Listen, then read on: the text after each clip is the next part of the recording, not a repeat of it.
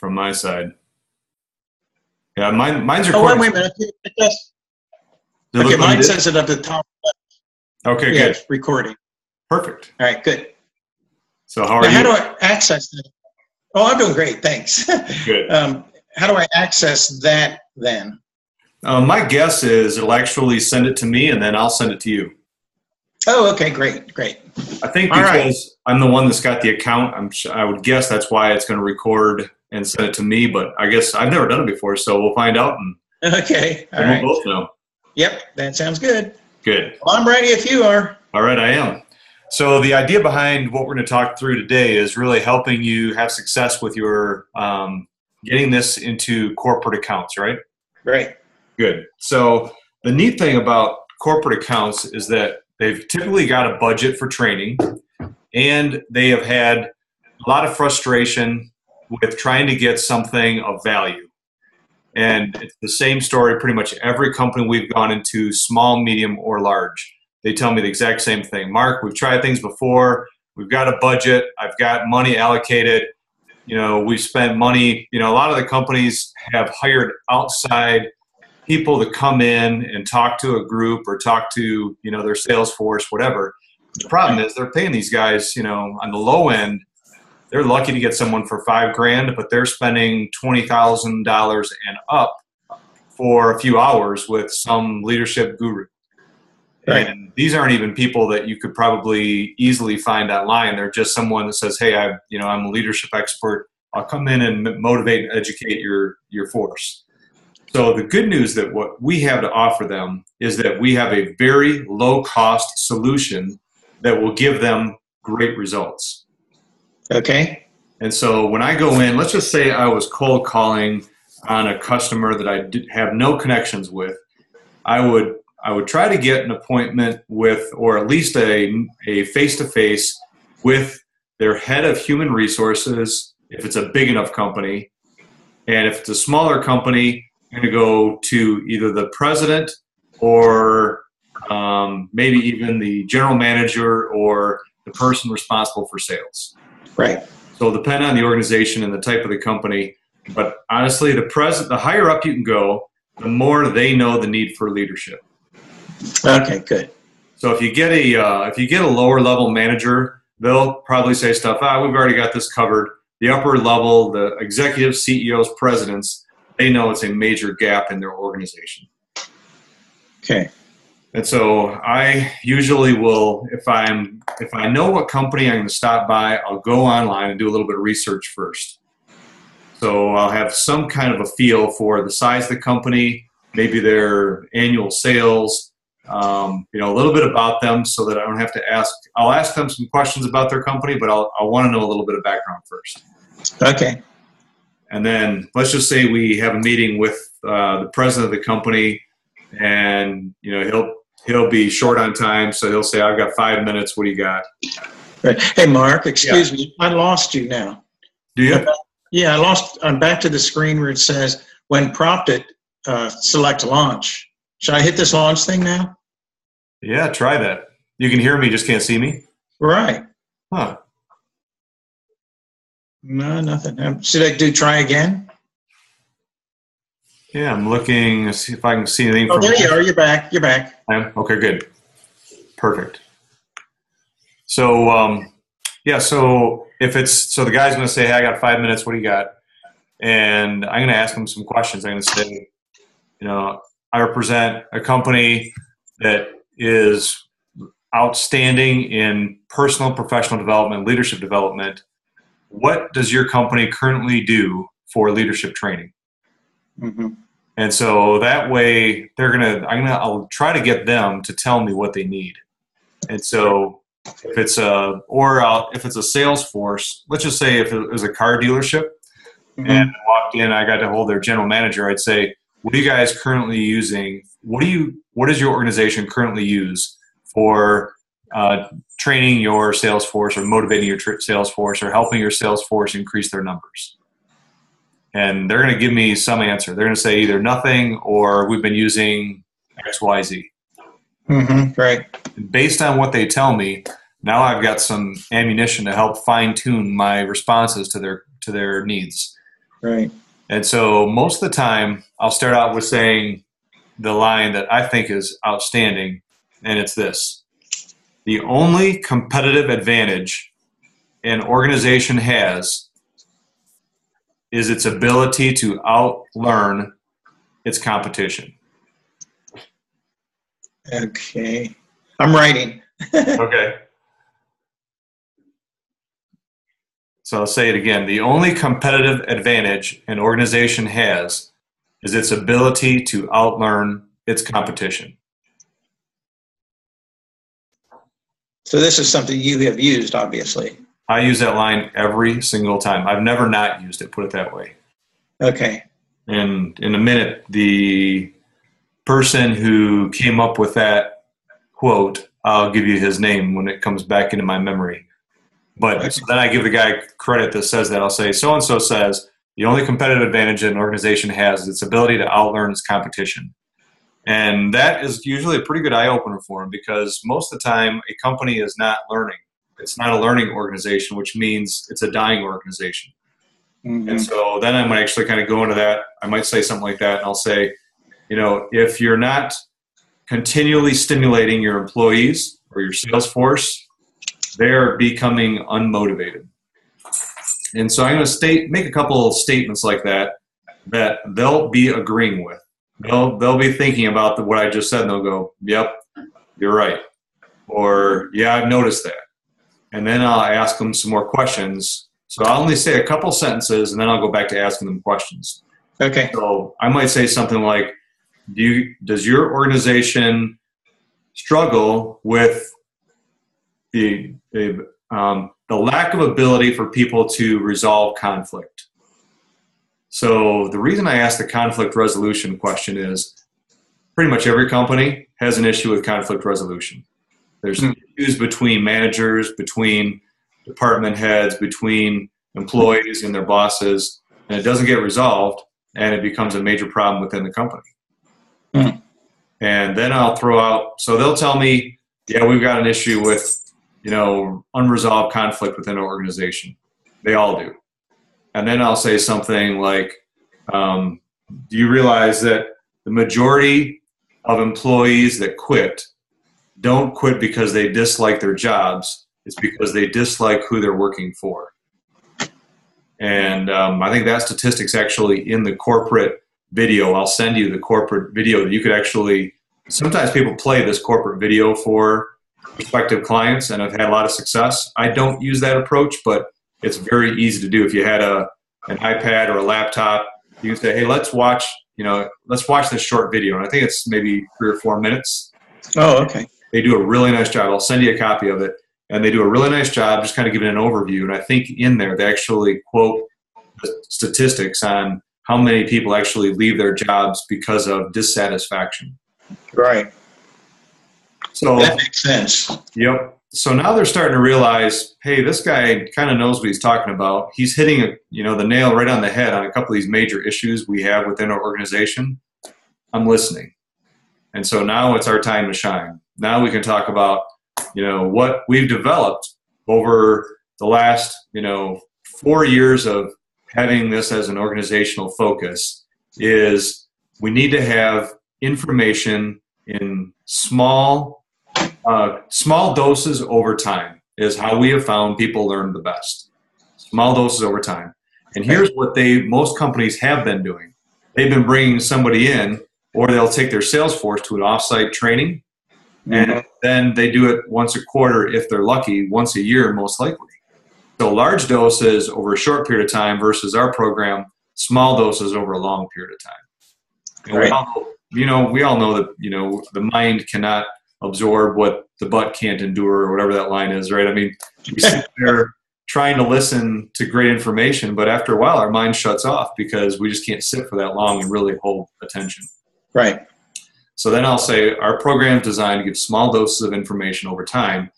And what we have found is that not only do people really enjoy learning that way, but they get a lot out of it. Mm. And then I'll say our information is both audio and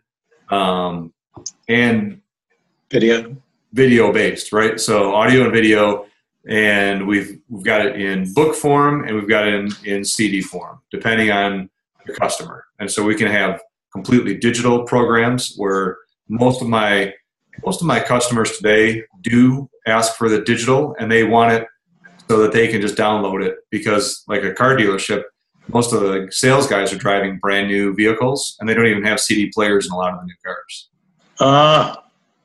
Amazing. Yeah. So, that whole next wave of technology is pretty much sweeping. And a lot of these executives, they're driving new cars. A lot of them don't have CD players, and a lot of them don't read. And so a lot of them are going to want, as much as they can on audio. And so most of the books we don't have on audio in our corporate education, because a lot of the authors of these books have not given us the digital content. And so when someone says, our guys just don't have time to read. And then I'll say, if you don't read, you're no better off than someone who can't read.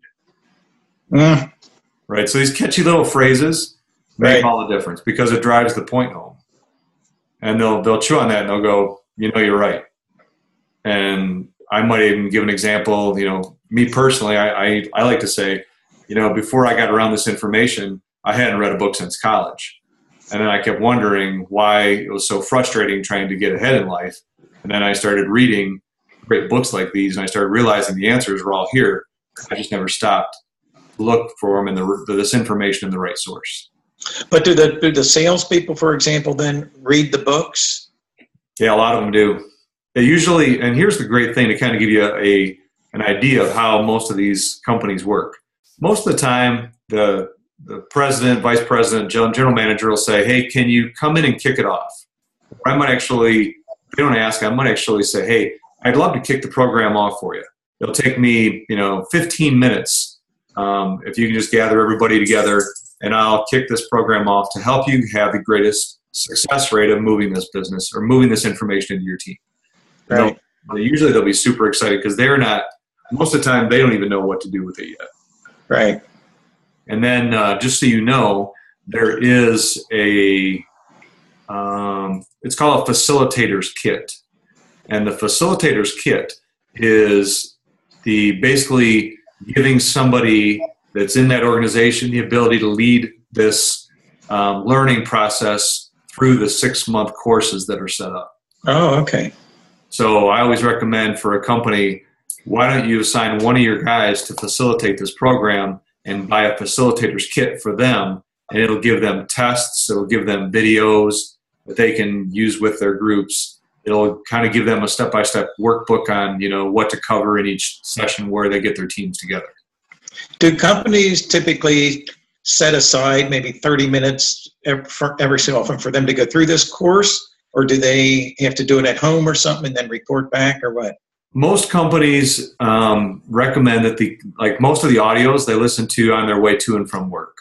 And so I have had some companies that have actually said, hey, you guys can pick a half an hour out of your day to read and go through this information. So they give some of them flexibility like that, but I would say 95% of them, they say, hey, do this.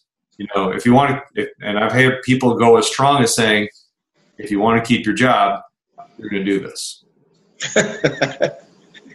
Okay. So primarily they listen to it then, is that correct? Correct. Yep. Right. Yep. Right. So the way the corporate education is set up is 4 CDs and 1 book every 30 days. Okay. And so what most of them come back with is, man, I wish I had more CDs. Like they really love the CDs. They get 4 of them. They go through them. If they've got a half-hour commute, they can go through a minimum of 1 a day. So after 4 days, they're already done with them. I always tell them, you need to listen to them over and over again throughout the month, because you really don't learn the first time you hear something. It's really entertainment. Mm-hmm. And then the more you listen to something, the more the points actually start, drilling into your mind, and you remember things. And if you do something, 20 times, it starts to become a habit. So, I like to, encourage them, listen to them every day, rotate through them, but listen to at least 1 a day on your way back and forth to work. And usually they start getting kind of hooked on, the learning and the feeling that they get after they've listened to some of the CDs. So what does this do for people? Would you say like a salesperson listens to it a first time or two? What does he feel about that? How does he, feel like he's doing?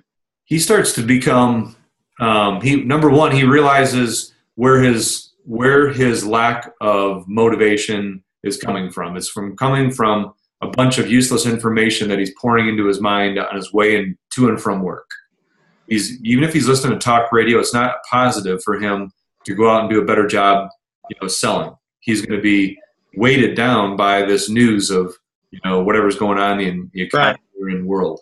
Yeah. The other thing that they're starting to realize is that, I'm in control of how I lead my day. So I can use some of these things I'm learning in these audios or in these books to be better equipped and to be better inspired. They're more upbeat. They have better skill sets with their customers. More confidence, probably too. Big time. Yep. Yeah. In fact, one of the books is how to have confidence and power in dealing with people. Like you would think most salespeople come across like, they're really confident and everything else, but most of the time that's really a lack of confidence that they're trying to make up for by being loud and boisterous and very talkative. Right. So they're starting to, this information really quickly. Like I usually, sometimes depending on the size of the company, like if it's big enough, I'll say, hey, I'll step back in after the end of the first 30 days, just see how everybody's doing. And they usually are really appreciative of that. And then when I come in, I usually start out with some kind of a story. So like I was doing this Ford dealership and I had done some research on the guy who invented the Mustang. And so I gave a little quick story. I'm like, that the original name for the car we know as the Mustang was not the Mustang. And all these guys who sell Mustangs for a living don't know this. And so I'll actually say I learned that from one of these leadership CDs by Chris Brady, and I'll talk a little bit about that. And then the guys are like, wow, I can actually use that when I'm going to sell my next car. I can maybe talk through something. Right. So then I'll say, hey, I hope you guys have been enjoying this information. I hope you've been treating it seriously, because what we have found is that the people that are utilizing this on a daily basis start getting increased sales. They start having better customer relationships. They start actually even having better relationships with their wife and kids from listening to this stuff. And then they laugh. Right? So I'm trying to get a little laughter out of them, trying to get them to relate a little bit to me. And then I start to say, hey, who in here has really noticed a significant difference in either their sales volumes or maybe even something at home because of this information? And I always have someone raise their hand and go, I did. Like, can you tell us what happened? And this one guy, in one of these last meetings I did, he's like, you know what? He said, my sales have gone up over 30% in the last 30 days, and the only change I've done is listen to this every day. Boy, that's awesome. Yeah. And so then there's always a couple stinkers in the room that, we're like, this is dumb, I'm not going to do this, and they haven't done it. And they start hearing these testimonies, which you and I know a testimony is the most powerful thing we can share. Mm-hmm. And so by having them share their testimonies with some of the people, then others start getting where they're like, well, I better pick up my game because my co-partner, co-worker here is going to start really making me look bad on the sales team. Right. Do you find that once you set a company up in this, that what percentage do you think stay in it, participating, doing it? I would say it's close to 75 to 80%. Okay. So, and the only times that companies don't continue is if the guy running that group, whether it's the general manager or the president, vice president, whatever, if they're not into it themselves. If they're not doing it, then eventually no one's following them, right? Leadership is following someone who's setting the example. Right. So the best scenario I've seen, like I go back to this Ford dealership a lot because the general manager, when I first met him, he said, Mark, you don't have to convince me to read. I read all the time. And so I asked him, I said, well, what types of books do you read? once again, I'm just trying to draw him out, trying to really understand this guy. Right. I said, I love history books. And I said, fantastic. I said, you're going to love the first book in our series called Launching a Leadership Revolution, because in that book, they give a lot of examples, historical examples, at the end of each chapter. I said, you really love them. He's like, oh, I can't wait. So now I got him excited to read the first book. But the other side of this is that if he was such a big reader and he knew most of his sales force didn't, that he was excited about having a program that kind of would force them into this habit of reading, because he knew what difference it made in his life. Right. But I've also had, presidents of the company who have told me, Mark, I don't have time to read. If I don't have time to read, how are my guys going to have time to read? And I go back to the same thing. I'll say, those that don't read are no better off than those that can't read. I'm like, you have to make time for the important things. If you want your company to grow, you're going to have to read, because all leaders are readers. Not all readers are leaders, but all leaders are readers. Once again, another silly line that I picked up over the years. Now, what if he says, what do you mean? How can you prove that? And I'll say, you know what? The statistics are that the majority of high-level executives are big readers. And I might actually dig into that one, because I've seen the statistic. I don't know it off the top of my head. But the number of top corporate executives that read good books, it's over 80%. I don't remember the exact number, but it's a really high number. And for me, I have told a lot of them that start questioning me on this. I'll say, I've been into, the president of General Motors. I've been into the president of Little Caesars Corporation. I've been into this guy's office, that guy's office. And here's another, Ron, you'll like this one. Homes that are built with a net cost of over $1 million, over 95% of those homes have a library.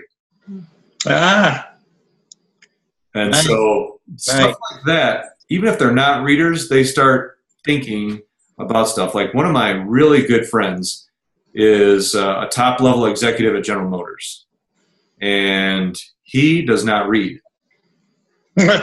So he's one of those guys that is too busy to read, and his career is actually starting to suffer because of it.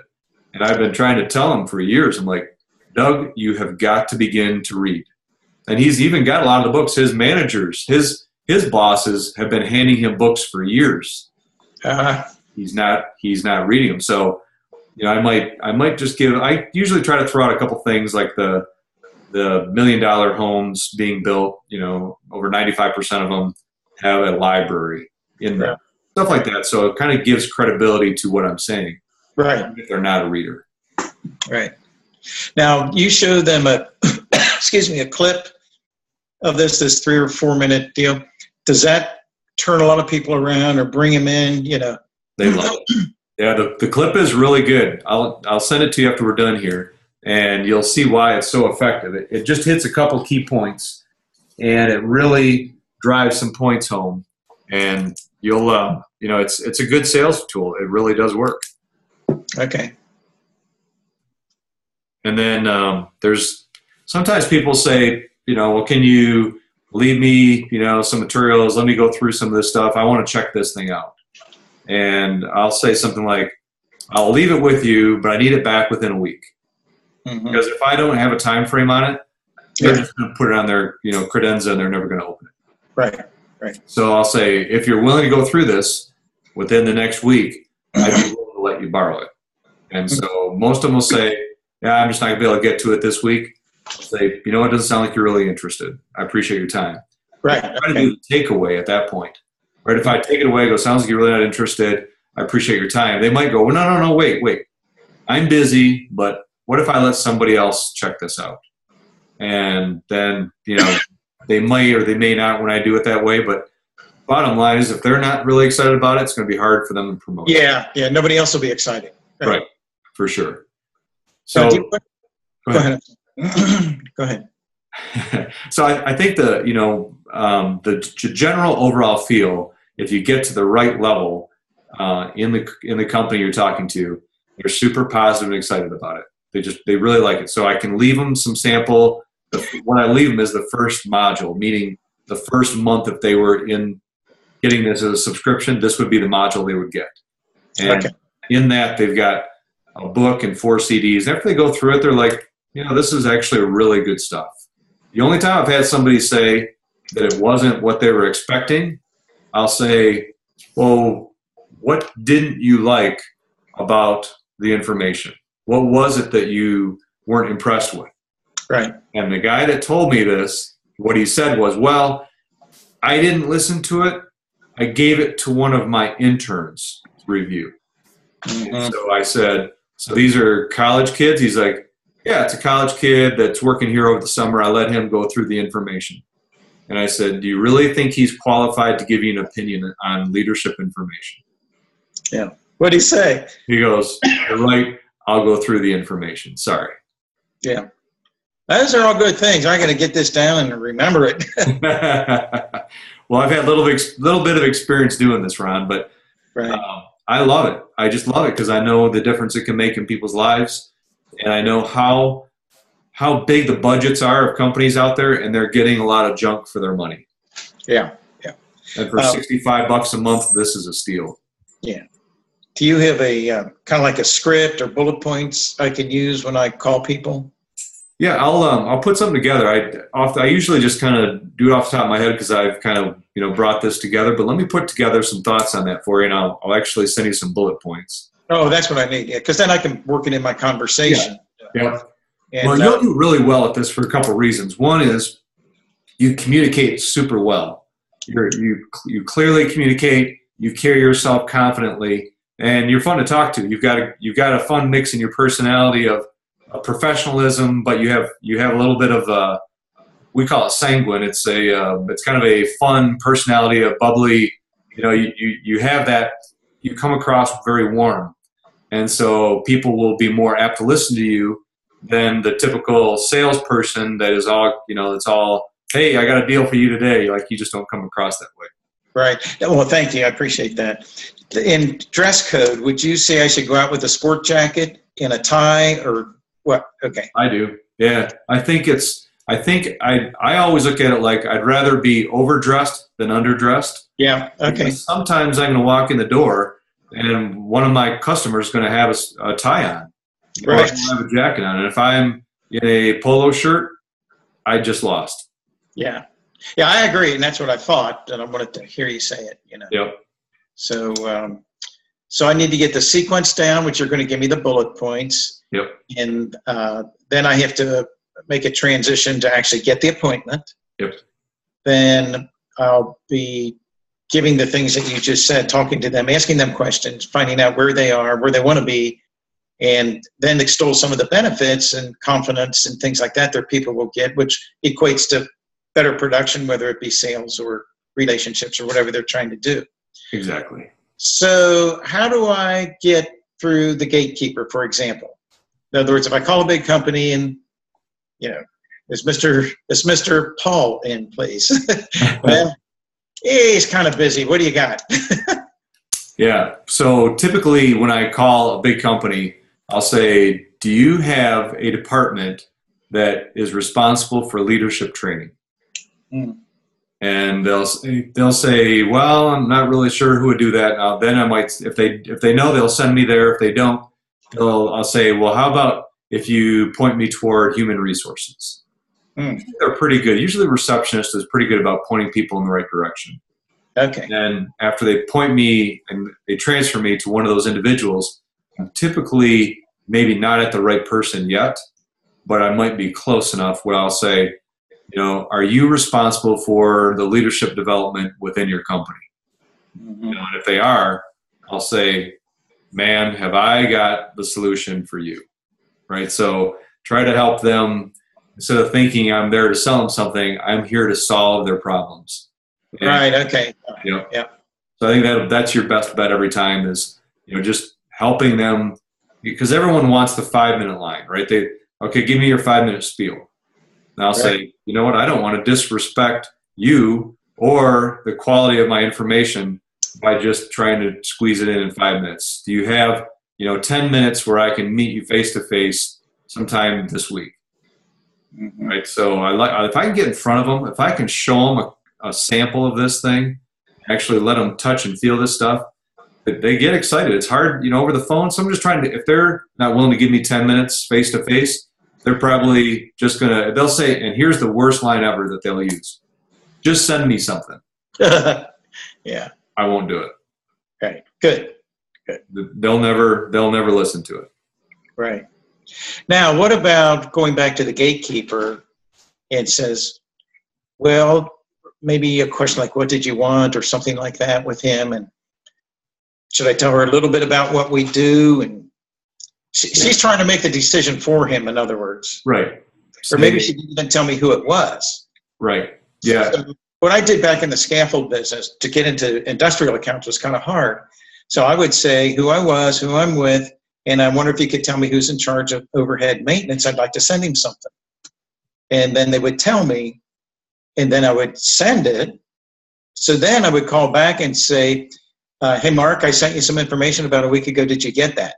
Or and the gatekeeper would say, I sent some information to Mark, and I'm just following up with him. Have you ever used anything like that? I have, yeah.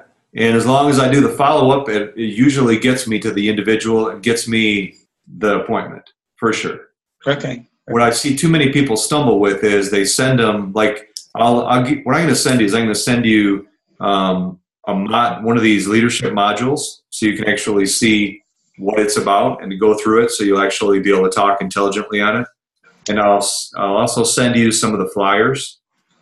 So if you were to send them, let's just say a flyer or something, you'll know, you'll have this in front of you. You'll see what your sales tools are that are available. Right. And so, yeah, the mistake they make is they think that if they attach their card to one of these flyers, that someone's going to call them back and go, hey, I'm interested. Right. A beginner's mistake for sure. But you've got some experience where that just doesn't work. Right. Okay, so you'll send me the module. I'll be studying that, looking at it, and getting my grips on it. What would be my next step then? Wait till I'm at what point when I start actually making phone calls? And will that information be in the information you're going to send me as generally what to say on the phone? That'll be in the bullet points I send you. Yeah, good. Okay. Yep. Okay. All right. Yeah, and I think literally after I send you some of these bullet points, you can actually try a couple phone calls and book some stuff out for next week, because the stuff I send you today's Tuesday, you'll have it by Thursday.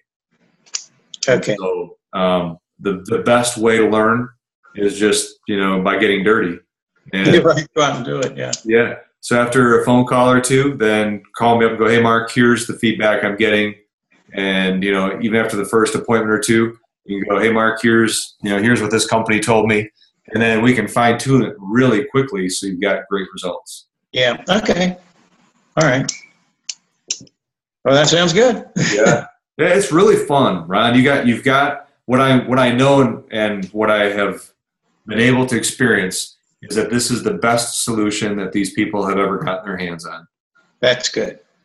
I'm that confident. That's why I'm willing to walk into, probably one of the funnest ones I did was the vice president of Little Caesars Corporation.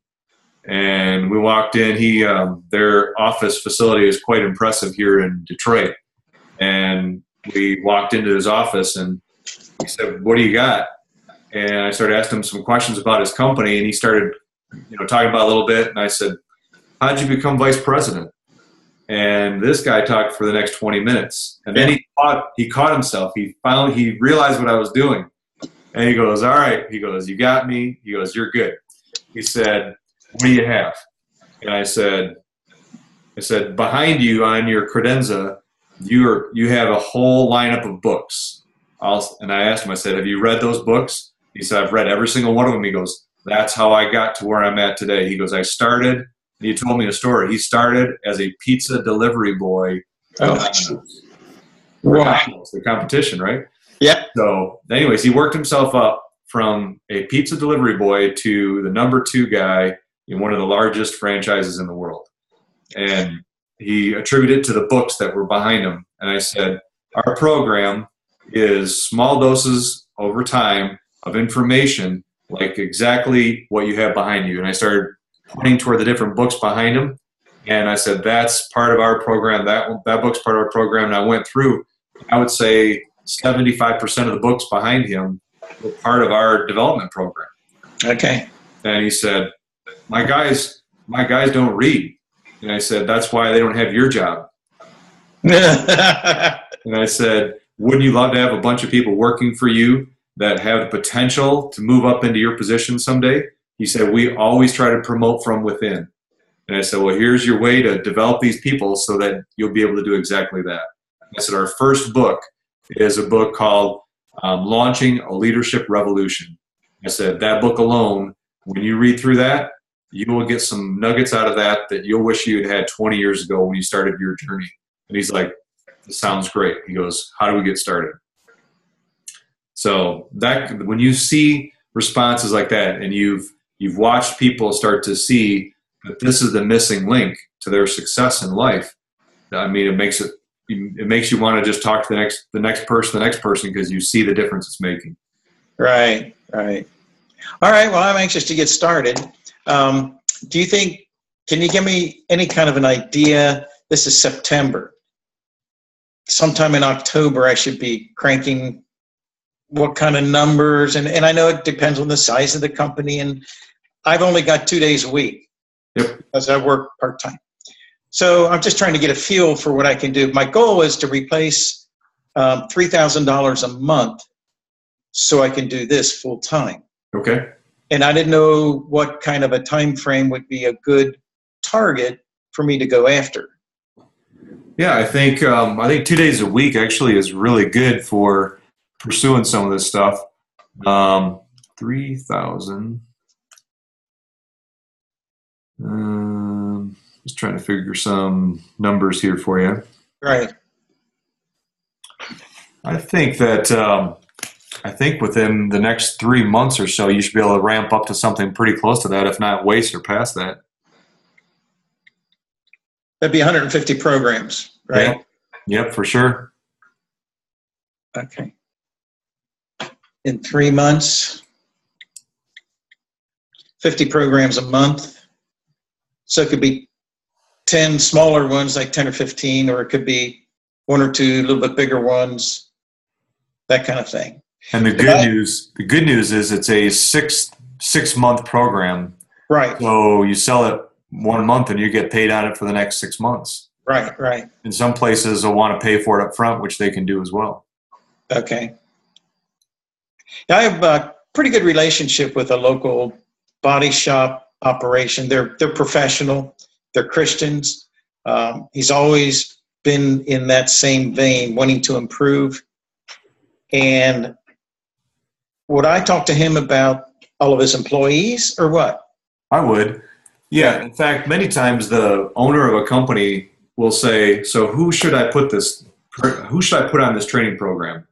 And I'll say, anybody that you want to keep. Okay. So here's one of my fun lines that I use a lot of times in these kind of discussions. I'll say, there's nothing more expensive than someone leaving, except for an employee, a bad employee that stays. Oh. Right. And they know that to be true. That's the most costly thing, is a bad employee that stays. It's expensive to have a good employee leave, for sure. But if you've got a bad apple, that costs your company a lot of money. Yeah. Have you ever seen or heard of a bad one get turned around? Yes. Okay. Oh, in fact, here's a funny one. We put this company on this program, and the guy made it optional. You can do this if you want to. I'll pay for everybody that wants to do this. If you don't want to do it, no big deal. It doesn't go against your performance here at all, as far as, us keeping you around. So after like the first couple weeks, the way this owner did it, he actually gave incentives. So if somebody took the test at the end of the module and they scored, 75% or better, he gave them a $20 bonus, I think, or something like that. So he incentivized them to go through this material. Right. Good, yeah. Well. And so one of the guys that didn't want anything to do with it, he was actually a stock boy in the back of his facility. The guy came up to him, the owner of the company, and said, "Hey, how do I get on this program? How do I do this?" And the guy said, "You just have to let me know. I'll start you today." He goes, "Yeah, I'd like to do this." Well, that guy moved from a rather non-productive employee just doing the stock in the back up. He got promoted twice already. Within a few months, maybe 4 months, he's gotten a couple promotions, and he's like different attitude. This owner's like, he's different. He's a different individual. I barely know him. He actually cut his hair shorter and everything. Oh, wow. So yeah, that's awesome. That is awesome. And so I can't wait till I learn it and understand it, just like everything though, Ron, it's everything, I didn't know any of this stuff either. And so it's walk a mile, see a mile, and I'll help you all along the way. In fact, if you bird dog a couple monsters, or even some good sized ones, I'll come down and we can do a couple of these together. Like, let's have some fun with this. Okay. Sounds good to me. Good. All right. And you're going to send that stuff to me, which I appreciate. And then Mary Jo and I are going in the morning. We're leaving to go to Amish country for a couple days. Okay. We'll be back on Friday, Thursday night, really, but Friday I'll be back in action again. Okay. This should be good timing. Be perfect. Your care package should be there when you return. Awesome. Great. Well, Is that it? Yeah, it's unless you have any other questions. No, that ought to do it. I really appreciate it, Mark. You bet, Ryan. I'll see if this got recorded properly, and then I'll send it to you if I get a copy. And then we'll go from there and enjoy your travels. And I look forward to catching up with you when you get back. Yep. Sounds good, Mark. Thanks a lot. All right. You bet, Ryan. Say hi to Mary Jo for us. I will do that. All right. Take care. Hi again. Okay. I will. Thanks. Bye-bye. Bye.